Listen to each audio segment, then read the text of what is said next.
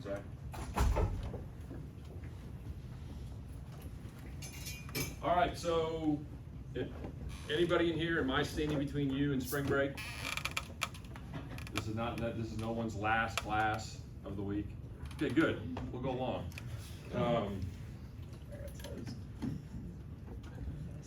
Agenda, no real changes there. We got a long presentation. It looks like some hard work and thought was put into this week's presentation. Thank you for sending that for the instructions. How are we feeling? How are we doing? I know you got a test coming up. So do you? Okay. They're not letting you guys out of here without one last turn of the screw. How did the cadet challenge? It's over with. Good. Okay. Thumbs up to K2 win it. Overall, yes. First place O course, first place E course, first place overall. So who won Bloody Cross? P2. Okay, they had a bunch of H1 people, right? They also had a bunch of extra people, so they got a bunch of time bonuses. All right, giddy up. They also have like a good portion of people in like specialized units. Okay, like SEALs and Yeah. recon, all that good stuff. Okay. Anything else come up this week that's exciting y'all, motivating y'all other than spring break? Just spring break. Let's get there, right? Okay. Anything stressing y'all out other than these last round of tests? And your architect professor, what's going on? The presentation today? Yeah, this is a real, pressure cooker in here. Why is that? Why is it stressing you out? I just don't want to sound retarded. Okay. How do you prevent that from happening? What's that? Go up there and speak my mind. Loudly, confidently, know the material. So one little admin note here, and I'll tell the same story I was told yesterday. Any of you guys go to a 3D movie as a kid? Did any of you guys go to the IMAX Santa 3D movie as a kid? Okay, we took our boys there at the Bob Bullock Museum in Austin. And my oldest son, he's always been a little bit more of an Eeyore. Things have become a little bit harder for him. First, my youngest son, everything kind of fell in his lap. So we go to this thing, and Santa's early in the movie, he's going over his list, the naughty and nice list. He goes, "Oh, looks like we do have one naughty, and it's you." Well, who was it pointing to? With 3D glasses on. Everybody, right? That finger was in everybody's face, right? So what did my oldest son think? That it was him. That he was the only naughty kid in America, and he wasn't going to get anything. We left that theater, he was bawling. So as much as I would like to imply that it's you, misery loves company, right? I need you guys to send your ILDPs every week. Some of you guys are doing it, so if I'm preaching to the choir, keep doing what you're doing. If you haven't been, why did we decide collectively to break it up into weekly assignments? You're not trying to do it at the very end. So you're not trying to do it at the very end, because if you wait till the very end to do it, what happens? It's sloppy, you stress out, it's one less thing you really don't want to worry about at the end of the semester, right? And what is this whole ILDP for? Is it for me? It's for you guys, okay? So if you do it right and you put the thought in and continue to go back and kind of refine it each week, it should be a really good document, a really good tool that you guys use. So I would ask you guys to let's stay on top of this and make it something worthwhile. So I gotta think about a way to do this. Who here knows where the Chick-fil-A in Bryan is? There's two of them, the old one. There's a Chick-fil-A in Bryan. Does anybody know where it is? This could be a real problem. What do you got? The one on Harvey Mitchell Parkway, like halfway between here and Bryan? That one? You mean out by like the new Walmart? Out Villa Maria? Yes. That's the new one. Okay. Where's the old one? What do you got? Isn't there one, but, well, I guess you just said Walmart. Like the Walmart way out there, and there's like a Casa Olay, I think. Yeah. That's right. Like a Lowe's? Yes. Let's be clear. Way out there, it's like 3 miles from here. Well, not way out there, but like out there. I don't ever really leave this section, I guess. Okay, does anybody have the ability to travel less than 3 miles to a Chick-fil-A near the First Baptist Church and the Lowe's and the Casa Olay and the Walmart? What's that? You know where that is? Yeah. Okay. I can't like tell you exactly, but Right. Near Bryan High School? Yeah. Okay. So, You have a way to get there? I'm non-directionally challenged. I've got, here, let's rewind this. This is what you're fighting for here. Okay. Here's a Chick-fil-A gift card. It expires by the end of the month. So you gotta act with some kind of sense of urgency here.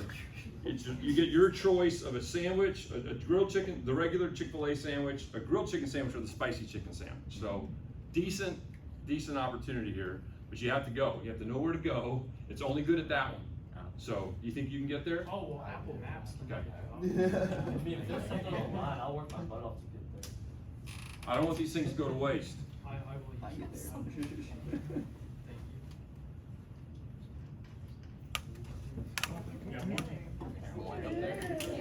Thank you. Thanks, sir. All right, you're welcome. I don't know if they're open. This is no Taco Bell. So that's enough on the ILDP. So current events. Do any of you guys know that there's a Young Americans Foundation on campus? You do. Oh, that, yeah. Who else does? Zach does. What do you know about them? They brought Ben Shapiro this last semester and then Mike Pence the semester before that. Yes. What do you know about them, Zach? I know the guy Blake Martin who like runs most of it. Okay, he's a former Nighthawk. CT, right? I have no idea. Okay. Did you guys know that they had an event last night? No. Okay, yeah, I can tell. There was like 10 students there and about 30 old people. They brought in Dr. Carol Swaim, who was born in poverty in West Virginia, the western part of Virginia, not West Virginia. And she worked her way up. She was born in, lived with like a family. I think she was one of 12 siblings, 2-room house, no plumbing. Finally realized that she could go to college, did go to college, PhD, tenure at Princeton, and she had an epiphany that what she had believed all her life and what most of academia was teaching her was a lie. So she's made a right turn at Albuquerque. So she came and talked about DE&I. Have all you guys heard about DE&I? Some of you, who hasn't heard about DE&I? Okay, diversity, equity, and inclusion. Okay, now, still nothing? Okay, DE&I kind of came, it's a different, I don't want to go too deep on this, but it's a different take on discrimination, it's just basically trying to, the more diversity you have, the better thought you have, the better ideas you have. Equality and equity are not the same thing. Equality would be giving everybody a 20-inch 10-speed bike. Equity would be giving everybody a bike that met their body shape, body style, or any kind of handicap type stuff. So I can tell you, it's all the rage in corporate America right now, okay? But as she was quick to point out, it's not the law of the land. We have a law of the land that speaks against discrimination. It's called the 14th Amendment, okay? She thinks that this thing is not going to stand a Supreme Court case. There's several universities right now that have Supreme Court cases going against DE&I. In Texas A&M, John Sharp, the chancellor, just passed an anti-DE&I, or he made a statement that said Texas A&M would not use DE&I as a grounds for employment. Okay, so I bring this up because I think it's fairly safe to say there's pretty good documentation that most of your professors at A&M or any other school you go to lean one way, and very few lean the other way. So in college, at this time in your life, this is where you need to be getting both sides so you can form your own conclusions. Check? Check. So I would check them out, because these are the guys and gals that are bringing maybe a different perspective, and it's your chance to hear both sides, and then you decide. Okay, presentation.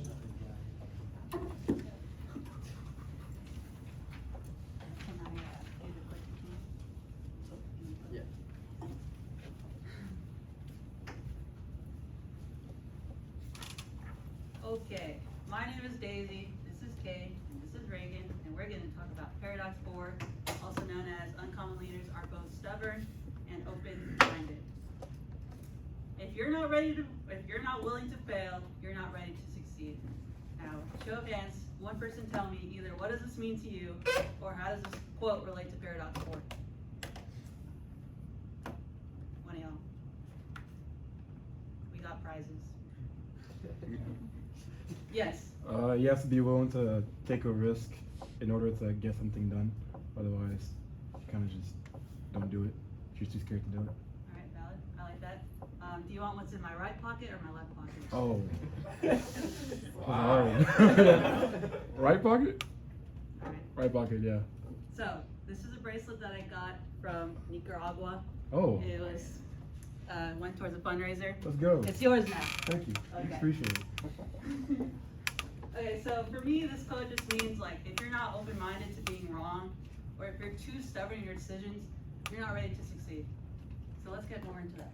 So some of the key takeaways from the chapter are, if you're too stubborn, then you're not gonna succeed. If you're too open-minded, you're not gonna succeed. So there has to be a Goldilocks zone where you're willing to accept new ideas, but you're also willing to stick to your ground and march forward in the direction that you're supposed to be marching forward. So for me, a lot of this related to engineering. I'm a biomedical engineering major. So the two open-minded can relate to over-engineering something. It's a big issue with new engineers, especially young engineers, and especially in like the medical part, because you have all these sci-fi movies that have robots and like robotic arms and cyborgs and all this stuff, and it's all this grand like medicine, but you don't need to do that.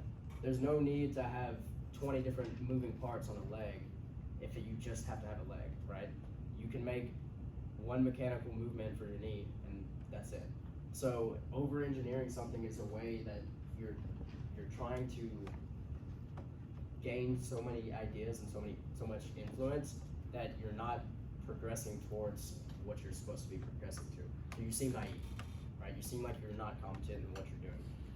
The too stubborn is it kind of relates to paradox 2 about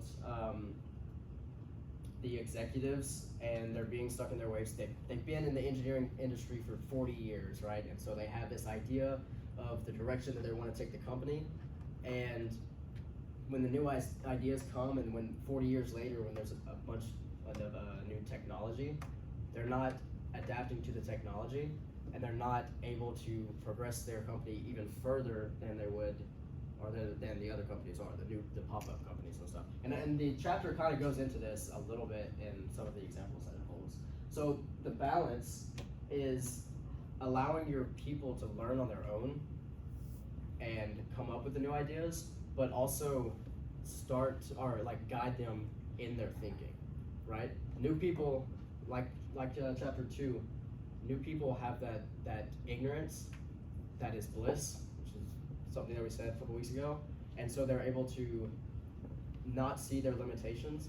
And the older people, the executives, have all of the experience and are not ignorant, and so they can guide and work together and guide the company into the direction that it's supposed to be in. One of the other things that I took away from this immediately when I started reading it was, if you ever heard Teddy Roosevelt's saying, or his idea of leadership is speak softly and carry a big stick, which means you don't have to yell, you don't have to act all hard all the time, but when it comes down to business, be ready to win the fight and like eliminate the trouble, right? And that's essentially what this is, right? You're open to ideas, so you're not pushing your ideas on everyone else all the time. But when things get sidetracked, when the company or when the core or when whatever is going on a tangent, you can use your stick and guide it back in the direction that you're supposed to be going to. Alright, so some book examples from it is, especially with Truett's Hardship. I remember reading through it and seeing how, like, whenever he was growing up, his father left him, his two brothers passed away in a plane crash, he lost his car, he went through the Great Depression in his teenage years, he went through World War, all that stuff, and he still kept his principles strong. There was this last phrase, I don't remember exactly what it said, but overall it was mostly just everything that he went through. He kept his principles strong, he kept his beliefs strong, and didn't let anything affect them. He kept pushing through. And that's why I put that Bible verse up there. That's my favorite Bible verse, and I thought it kind of equivalated to it. Psalm 73:26 says, my flesh and my heart may fail, but God is the strength of my heart, my portion forever. And what that means to me is no matter what happens in life, to keep him as my foundation, and to keep him as like my number one priority. what Coach K said. He's the Duke basketball coach, if no one knows who he is. The most incredibly interesting thing about being a leader is what adjustments you make and how you make them while keeping your core principles alive and well. Pretty much the same thing what happened with Truett. And another thing that I really thought about when reading this was blind spots. Because we talk about how blind spots can come and you don't see them coming, but they hit you. That's kind of where I kind of thought about that whenever it came in here, because it says when you're trying to make adjustments to things. So that's how blind spots from past paradoxes kind of helped me understand this one. And then with Truett's success with Chick-fil-A. So one of the big things that it talked about in the paradox was closing on Sundays. And what's crazy was it said McDonald's was open 7 days a week, and they're making, I believe, about 10 million. But Chick-fil-A, with closing on Sunday, was making 40 million. One of the big reasons for that is like their employees. I can't remember the word. Employees, like just their employees.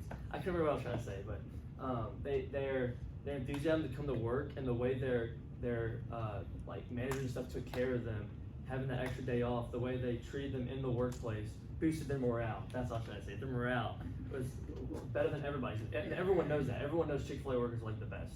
That's like why a lot of us eat there. So the close on Sundays was a big part, and then his friend Charlie's drinking problem.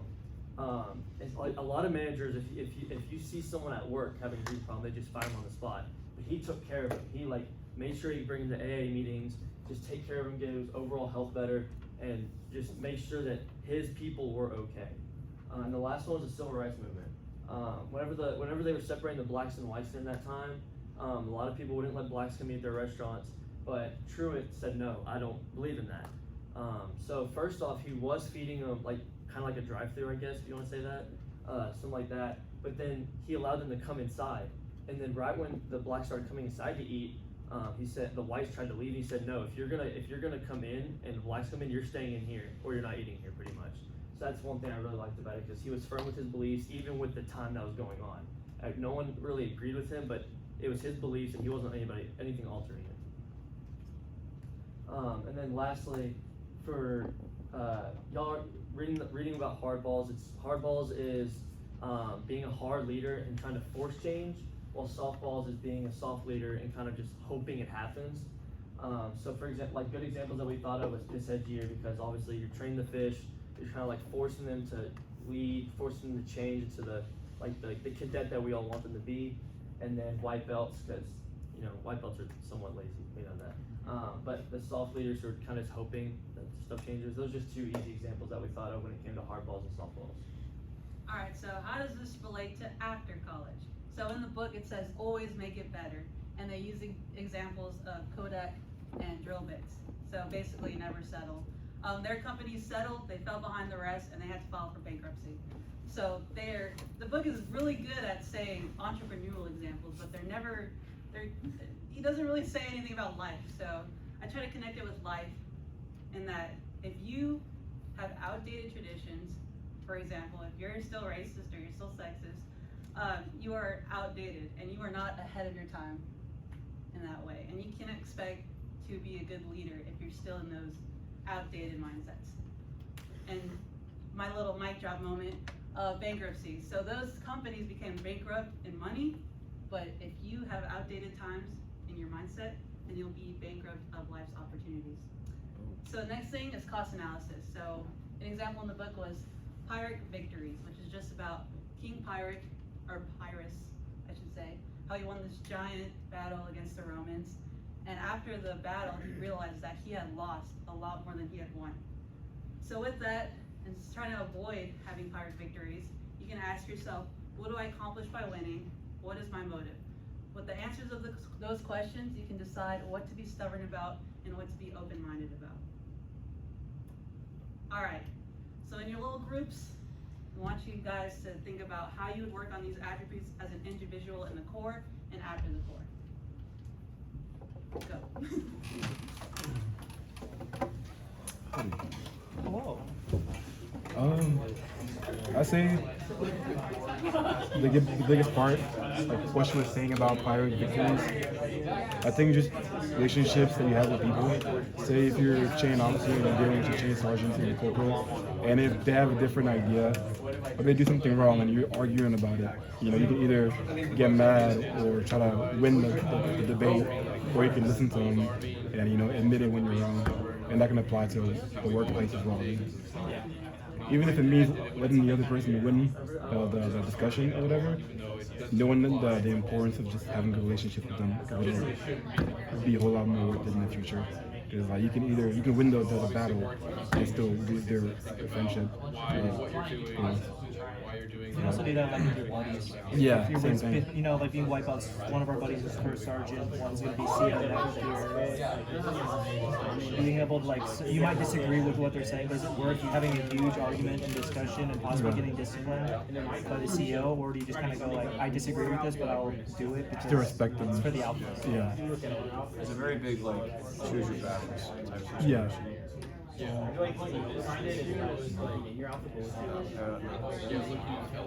After the Corps. After the Corps? Yeah. How do you work on these attributes in the Marine Corps after the Corps? Marine Corps after the Corps? Yeah. I mean, it's like the same principle wherever you go. Because everywhere you go, you're still dealing with people. So it's just knowing how to talk to them, knowing how to be open-minded with them. At the same time, if you're dealing with a big group of people and trying to get from point A to point B, and you have a certain set of values that you don't want to give up, always, you know, having the stubbornness as well as the respect to talk to them about it. It's like, we're not going to give up on these values. At the same time, though, what are, you know, your inputs and how we can get to point A to point B? You can kind of see in like Force Design 2030. Yeah. They're changing their ways, but they're still holding those original. Yeah, same standards. values. They're not changing their standards; they're just changing their tactics. Exactly. Basically, the Marine Corps is adapting to by 2030 to be a very different fighting force than what it was in the Middle East. So they're getting rid of tanks, they're doing a lot more decentralized leadership, artillery is getting changed from less like fixed position artillery, like twin artillery, to more profile, like HIMARS systems. So basically getting the Marine Corps back to its amphibious roots from World War II, so being able to be more effective in like an island hopping campaign against China than like a standard ground force.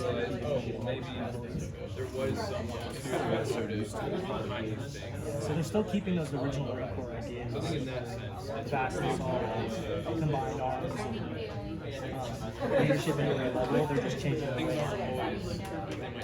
Alright, so That's kind of cool, actually. Going back to me. one way that I actually Return to did this year was by using cost analysis to analyze what decisions I and my CEO are gonna make. So for just like everybody in the beginning of the year, when you're new to a position, you kind of just do what you think is right or what you've seen in the past, and then over time, as you gain experience, you start to like sit down into your role and actually do it the right way, right? So that's how it kind of was in the beginning. My CO and I, just sure like a couple other people, had not a shaky start, but we had no idea what we were doing, and so we made decisions based off the best knowledge that we had.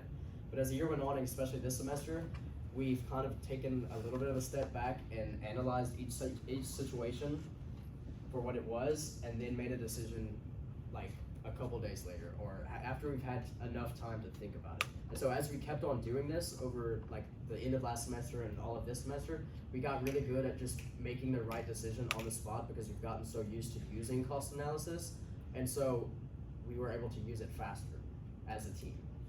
So I would like to hear, at least from 4 different groups, how you do this in your life, or how you can do this.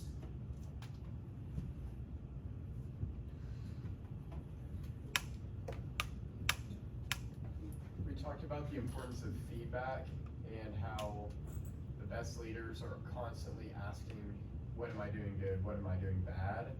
And even like from a core perspective, being willing to go to freshmen and saying, okay, what culturally do you like about our outfit, or you think is effective, what is like not developing you? And I think that just relates to after just always being hungry for growth, always being hungry to be like, how can I get better? Being vulnerable in that, like knowing your weaknesses and letting people talk about them, I guess. So. think definitely like with an outfit, a lot of outfits try to stick to what they did as fish a lot of time, and so realizing what you need to be stubborn in. So what makes your outfit special? Maybe sticking to certain principles, but also being open-minded and looking at other outfits, being like, oh, they do this. Maybe we should try to start doing that too. So I think with the core changes, kind of being willing to stay stubborn in some areas, but then also open to any new changes to the core or Right. just life. Yeah, so along with that, like asking other outfits for advice, but also having an identity as an outfit, as a person. One of the things that we did was have a structured form of like weekly counselings for our fish. One, it made it to where our piss heads didn't have to think and spend so much time during their week, like trying to come up with questions, like how to see how their fish are doing. Two, it kept the class relations in check, because they have certain things that they're gonna say, that they're gonna ask them, like how their grades are doing, how their family life, how their buddies are doing, like basic things.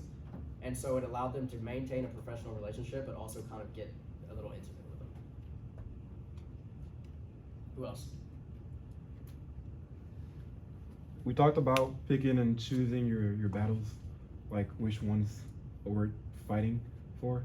For example, if within your outfit, you and somebody else have a different opinion about how things should be ran, is it worth winning the argument and potentially losing your relationship with that person on a post-core basis? Or is it just a matter of having patience and being open-minded, listening to them? We kind of just talked about that, the importance of having good relationships in any organization, whether it be in the core or in the workspace. Right, so analyzing the situation and Yeah, making the best pretty decision much. based off of the information that you have. Yeah. And then Oh yeah, we talked a little bit about when you're making a decision or like just setting whether to plan something, like balancing your perspective and other people's perspectives, because like you can approach a situation knowing what you know about it, but there might be some whole other aspect that like you haven't seen from your position, or that like someone else is more knowledgeable about because they've been there longer, or they've dealt with this kind of thing before.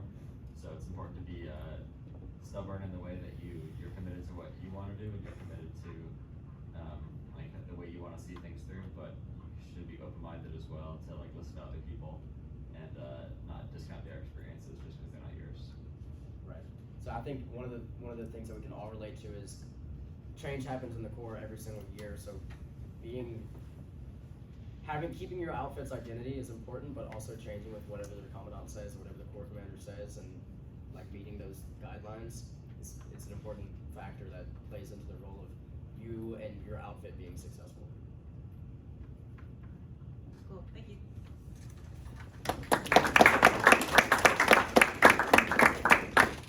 That's it, man. You guys continue to raise the bar. So just a couple quick things, just kind of putting a bow on this chapter. You guys hit on a lot of these things, and this is the one that we had some really good conversations yesterday on. And so we know the story about Charlie, right? They talked about it in their presentation. You know, he was a manager that had an alcohol problem. What was Charlie doing?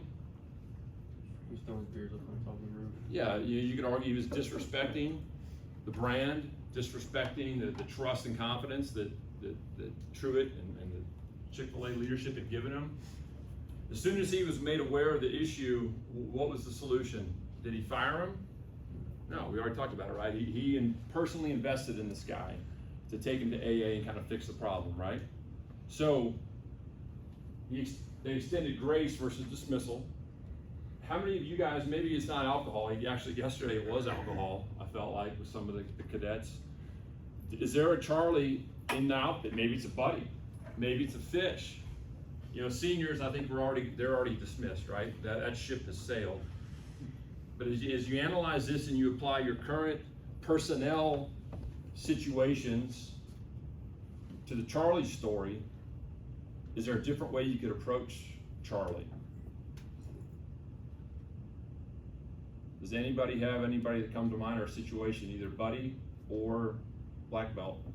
So one of my buddies has like a really hard time trying to like organize things and just like stay motivated. He did pretty bad last semester grade wise, and so both me and him came up with this idea, because like he's failed, like he got like probation, like academic probation, because like this isn't like the first time this has happened. So we came up with like this whiteboard system where like I would go check on him, make sure he's like checking off like daily things on his whiteboard doing, and I would take him out like to study sessions and stuff. Like I would go to classes that weren't even my own class, literally just to have this dude like actually pay attention and like take notes and stuff. Okay, he needed that extra accountability. He needed somebody to drive him to AA. Mm-hmm. Is basically what you're saying. Does anybody else have a situation where, as you look at it, you look at it through the lens of Charlie and Truett, you're like, you know what? Maybe grace would have been a better solution. Maybe dismissal would have been a better solution, or something in between. No one? Oh, you guys are squared away, good to go? Malcolm? I'm not as privy to it because this happened my freshman year, but at the time we had a junior, so like this was 2020 COVID freshman year. He refused to like wear a mask. He had like 42 demerits from like refusing to wear a mask alone, and like just refused to just follow any kind of COVID protocols and guidelines. Instead of his buddies like explaining and like trying to help him and like understand, like, I mean, this guy was a conspiracy theorist that thought the moon was fake, so it's kind of hard to help him. Like he actually thought it was fake, not even joking. And so they, instead of really kind of helping him, they kind of just like gave up on him, and then eventually the CEO just gave him so many demerits that the court kicked him out because he refused to follow court guidelines. So instead of like trying to work with him, but again, also I was a fish, so I didn't really fully understand the full picture. Sure. But from our point of view, it looked like this guy refused to do this. His buddies kind of went, okay, you refuse, and the CEO went bye-bye. So I guess his, that junior's reason to be in the Corps didn't outweigh, or hang out with his buddies. I can't imagine throwing away your 3-year relationship with your buddies or something. Just wear the damn mask, in the hallway. I mean, just get through it. But yeah, there are going to be situations where dismissal may be certainly the right answer. And I think in yesterday's scenario that came up from the cadets is there's processes that you guys can follow. And I think it's a matter of, are you documenting, are you aware of what tools are in your shed? And it doesn't, one of my cadets yesterday was like, I would have to do this, I would have to do that, I go, it's not about I, it's never gonna have to fall on one person's shoulders, right? You guys aren't doing this alone. You've got buddies, you've got a chain of command. None of you guys should ever feel pressured enough that if it's not on you, it's not happening. You're taking too much on there, too much stress and too much responsibility. Yeah, I have a buddy who just really doesn't care if he, like in the Corps, he's said that multiple times, like the only reason he's here is because of CAV. He doesn't need to be in the Corps really. He's PLC, so he's a non-reg. He's right here. Oh, I'm sorry. Just a complete shitbag. And he really only likes like 2 or 3 people in the outfit. Me and like my old lady being, those people. And so like we've tried having conversations with them to get them to care. We tried helping them out, and we're putting in all this effort, and we don't see much change. Like we've seen a little bit, but it's like we don't know what to do at this point. Because we don't want him to leave. We don't want him because like he's our buddy. Like we want him to be around, hang out all the time. But he just doesn't care about the outfit a whole lot or anything like that. And so we're just kind of stuck. It's kind of like at that middle point.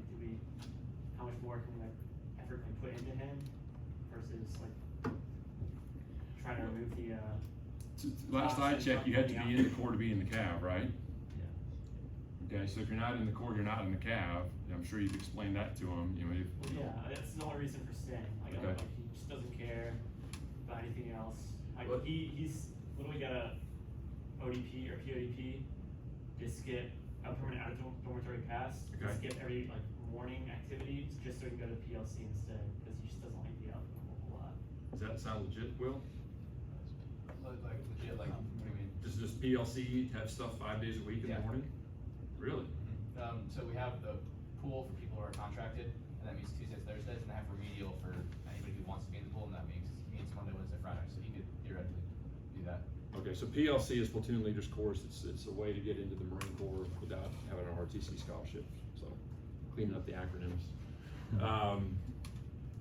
Is there an outfit in the Corps that he could join to still be in the CAV that's maybe less motivated? He's talked about going to other outfits and staff, but then he's also kind of just lazy. He doesn't want to have to go through that whole process, and so he's just kind of at that point where it's like I want to leave, but I don't relate to so much work. Well, and and you I don't guys like are all the gonna- outfit, but I like the people that are in the outfit so much that that's kind of worth staying. You guys are all gonna be there as you get into your careers. There's gonna be a point where you're a manager or a supervisor where you're gonna have to fire somebody. And the person, I've had to do that twice. And the person, both times, they're like, thank you for making this decision for me. You know, they knew it in their head and their heart that this wasn't working. But they didn't either have the courage or they didn't have the, I don't know, the initiative to rip off the Band-Aid and just go do something else. And I like, you know, it wasn't a harsh, hey, John, pack your shit, you're out of here. It was, man, this isn't working. You know, this isn't good for you, your family, it's not working out for us. You know, I think it's better if we both go. And both guys shook my hand, were like, yeah, Alan, you know, thank you for forcing me to do what I knew should have happened 6 months ago. So maybe you guys just need to start doing all the right paperwork. You know, he's still gonna be your friend. I mean, you know, don't worry about losing a buddy. If the relationships are true and pure, then, you know, you can still talk to him when he joins the band. It's really, so it sounds like it's gonna come down to you and your buddies. How much of this stuff are you gonna tolerate, especially is what kind of image is this guy, you know, projecting to the black belts and into the future of your outfit? And is it okay that, hey, we'll just let it pass, he's never here anyway, and you can excuse it away with PLC and the cab? Or is his minimal visibility negative enough where it's going counter to everything you guys are trying to do to instill a new culture and a new winning effort in that outfit for next year? Does that make sense? Yeah. Does anybody else have any other suggestions for that? Josh? The way I've seen it with some of our people that are like that is like if he's a negative to the outfit, if he's taking things away from people, if he's like making people worse people, then that's when I'm like, okay, let's figure out a way to get him to a different outfit. Let's transfer him something.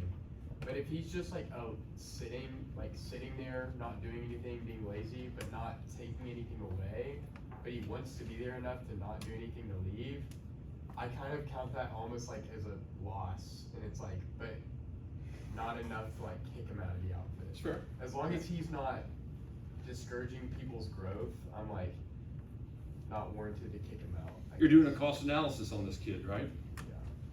Yeah. Okay. Any other suggestions? Any other outfits want this kid? Nah. I know one thing, like kind of what you said, if he's just like negative to the outfit and taking away, then yes. But if he's not doing something, I've tried giving him more responsibility. And no, it obviously doesn't work with some people, but giving people more responsibility just because they don't have enough and they're kind of bored, and they don't see their value. So I've heard this from other CAP people in previous years, where they don't have a bunch of stuff on their shoulder or on their collar in their outfit, and they don't really have a place or a voice in the outfit. And the cab is where they feel like they're appreciated and valued, and appreciation and value is massive. One of you guys, you know, one of your observations, like, who did I write back to about $75,000? There's been studies that prove that, you know, money does buy happiness up until about $75,000. Now that was 5 years ago. Maybe now with inflation it's $95,000. But after $95,000 or $75,000, there's other things that you need to feel fulfilled. Okay, so I like that concept. You know, maybe this person has no why in the outfit. They feel like they're not being heard, or they're not being appreciated. And based on your face, it looks like you've already tried all this. Yeah, I mean, just the responsibility we have given him, he just, I guess, changed. He just shitbags it. He doesn't really care. We tried getting him other responsibilities or other things, and he even says that, like, hey, I want to do this, and I'm trying to give him a chance, and he just doesn't. And it's like, we just tried pretty much everything. That's the stops with him. Yeah, I think you guys have to do the cost analysis, and I think probably that conversation. There's probably not much you can do the rest of this semester. Is that a fair statement? This semester's kind of cooked. I think you just have a hard buddy conversation with him before you guys roll out a final review to kind of set the expectation for senior year. I don't know anybody that wants to start up. You know, I had a buddy that did March final review. He got kicked out for grades Christmas senior year. I mean, that's just worked so hard for 3.5 years, and then so I would just have a heart-to-heart and say, listen, you know, come next fall, you're negative. You might not be here next spring. All right. You guys briefly touched on who liked this example in the book. Did anybody? I don't know. I think we don't have any sailors in here. Joey, what are your thoughts? I thought it was kind of interesting, getting different opinions from different people, because especially like in the last, really like few semesters, I've seen a lot of new ideas come to light, like especially from younger, like up and coming cadets. Okay. There's been a lot, we were talking about that, there's been a lot that's changed in the last year, just as a whole for the Corps. I don't know if that's really the common on as much as it is just like the new leadership, people coming in the leadership positions in a way that they're bringing ideas to the table to make it better and kind of improve what's already there. Okay. New commandant, new leadership every year. New leadership, right? Evergreen leadership. You know so you guys did or did not have a traditional fish year with COVID? I can't remember. Did not. Piss heads? Did? Okay, so we're finally kind of getting back into a normal cycle, right? You guys are the last part of the problem. So, and maybe that's it, right? And maybe those COVID years, to quote Isaac Newton, maybe that non-traditional fish year are going to give you guys a different perspective on how to train these fish, how to mentor these black belts, and how to make a fundamental sea change. But so I thought this really resonates with the roles that you guys are in. Why did I think this resonates with you guys? You want to be the best outfit on the Okay, there we go. Change out damn ship for outfit. Quad, okay, we can all agree on that, right? What else? Kind of like, I guess in the Navy or like the military, the leadership positions move around a lot. Like every year in your outfit, no matter what, you're gonna have a new CO and first sergeant, platoon leaders and all that, so it's gonna be always changing. With the right kind of vision, the right kind of leader, how many people were on that ship? It's in the book. 201. What? It's like 201. You're close. Your numbers are inverted. 210. I'll give you 210. So you guys are both gonna win. Close. You guys are both gonna win my spring break survival kit.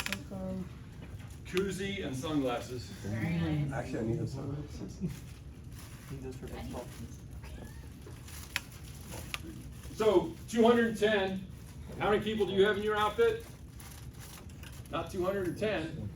Maybe 50, 60, maybe. So this isn't about sports.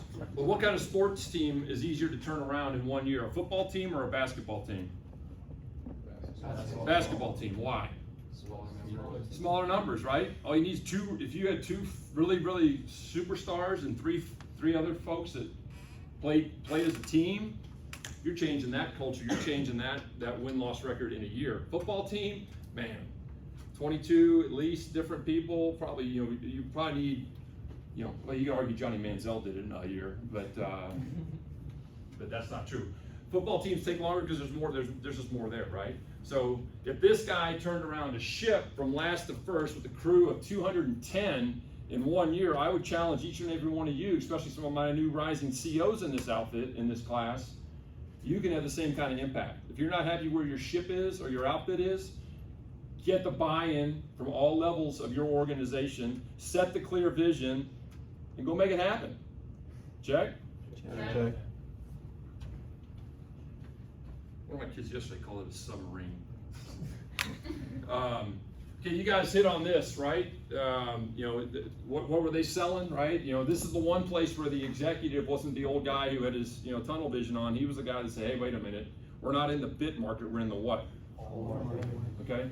And it's going back to marry the problem, not the solution, right? It goes back to the paradoxes we've talked about before.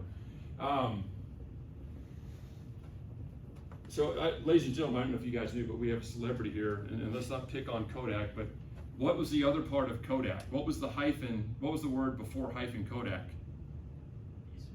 Eastman Kodak. So he's buying lunch next week. So let's talk about that scenario. And this goes, so Kodak had what? They had the technology, right? They were kind of the Apple of their day, or the Google of their day. They had a laboratory who created all kinds of cutting edge stuff. Why do you think they didn't go digital back in the 70s or whenever they stumbled across it? Was it closed-minded, stubborn? What else might have been the problem there?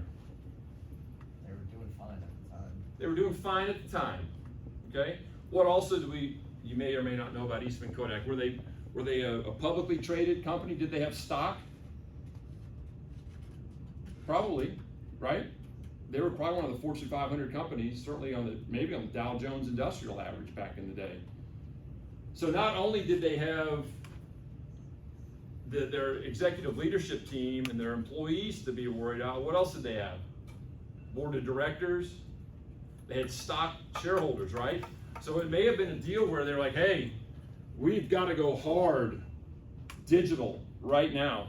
But everybody else is saying, we need our share price to go up. So that's, you guys are going to get out in the working world, you're going to either work for publicly traded companies or privately held companies, family businesses. And I would tell you, I've always worked for publicly traded companies, and there are always times where you're like, that's the worst long-term decision we could make. But why do they make it? Short-term gain, quarterly shareholder report. The CEO's got to get up in front of Wall Street and explain our short-term numbers. And we've already talked, the book opens up with how many CEOs change, right? So as you guys approach things, and maybe that's why outfits in the Corps don't change. I'm only going to be here for a year. There's too much inertia to overcome. Our tradition is this. Maybe is it a tradition or is it a principle? Okay, those are the questions you guys have to ask yourself as you're leading your outfits next year. Whether you have to rank or you're just a two-moon goon who's part of the supporting cast. That was uncalled for. You get the best prize of all. It's better than a koozie. This is a corksicle cooler. Thank you.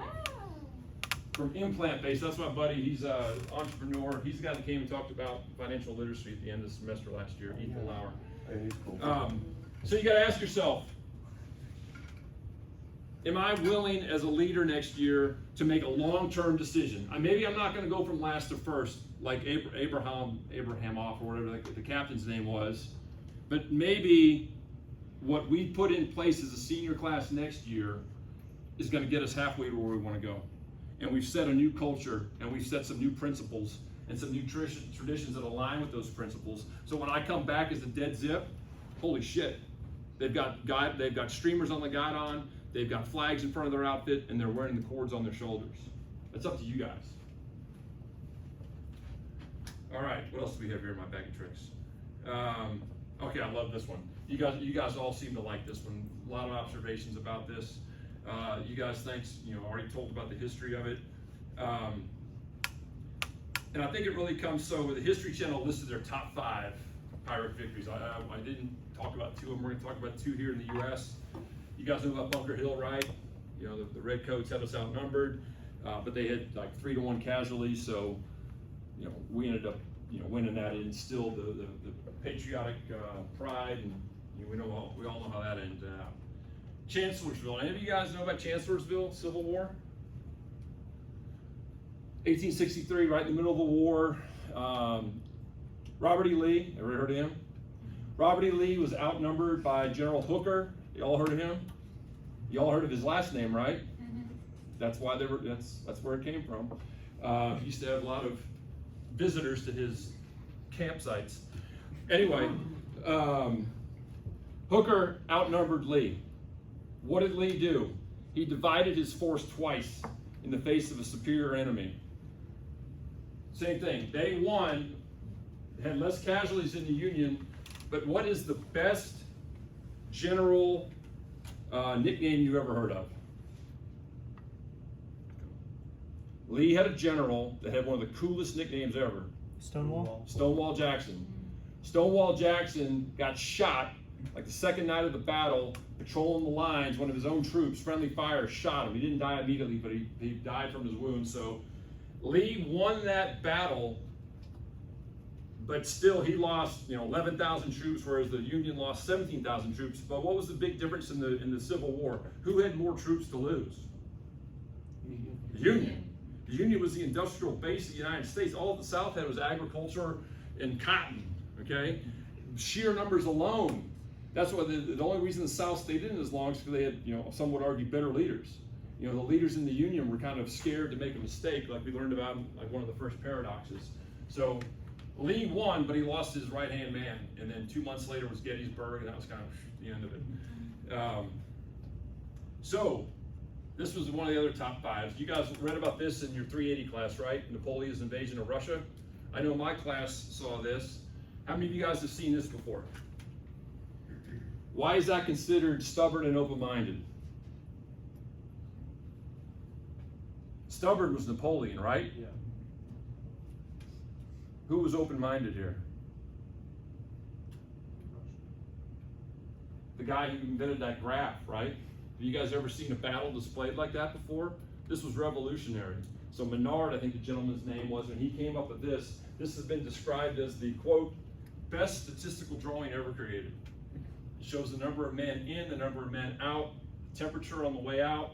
They said that just, in one little graphic, that says it all. So a lot of you guys talk about, hey, what hill am I willing to die on, right? And those are decisions you guys all have to make, you know, every day of your life, right? So does it always have to be a hill, like Pork Chop Hill in Korea? I don't know if you guys are map geniuses, but what is this right here? High ground or low ground? Low ground. Anybody ever here heard of Dien Bien Phu in Vietnam? The French Indochina War in the 1950s. The French occupied an airstrip right here, and they would send patrols out from this base. Where do you think the enemy was? Every damn hill around them. That didn't end well for the French, by the way. There's a book called Hell in a Very Small Place. So it doesn't have to be a hill that you're dying on, it could be a valley as well. And if you die in a valley, that's inexcusable. And then if you're looking for a recent, anybody seen this movie? Actually, there's a gentleman on campus, Colonel Brad Brown, works for the president's office. He was in that chain of command, and before he took over that outfit, he's like, we got to close that outpost, but it was political. There's an election going on, they had to keep it open to get through the election. So if you want to see some examples of good leadership and horrific leadership, I would check that out. And now it's time to get you guys out of here. Homework doesn't change, I'll email this out. The biggest mission this week is stay safe on spring break, come back alive, come back well rested, and we'll see you guys. Can we do the TED Talk